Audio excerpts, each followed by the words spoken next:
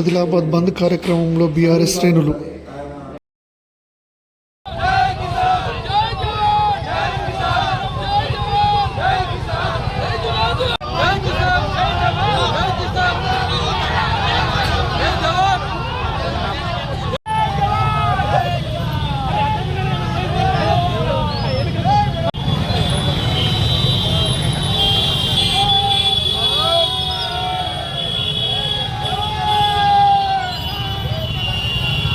ఆధ్వర్యంలో జోగురామన్న గారి నాయకత్వంలో రాష్ట్ర రహదారి దిగ్బంధనము, తర్వాత ఎమ్మెల్యే ఎంపీ ఇంటి ముట్టడి కార్యక్రమము, నిన్న కలెక్టరేట్ కార్యక్రమము, ముట్టడి కార్యక్రమము, ఈరోజు ఆదిలాబాద్ బంద్ కార్యక్రమం తీసుకుంటే వ్యాపారులు, వర్తకులు అందరూ మాకు స్వచ్ఛందంగా సహకరించి రైతుల కోసం మద్దతు తెలియజేద్దామని ఇంత స్వచ్ఛందంగా బంద్ చేయడం ఆదిలాబాద్ జిల్లా చరిత్రలో ఫస్ట్ టైం.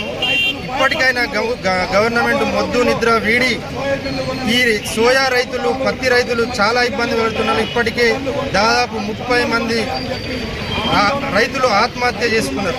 ఇప్పటికైనా ఇక్కడున్న జిల్లా అధికారులు రాష్ట్ర ప్రభుత్వం దృష్టికి తీసుకుపోయి మొత్తం ఇక్కడున్న ఏవైతే సోయా రైతుల ప్రాబ్లం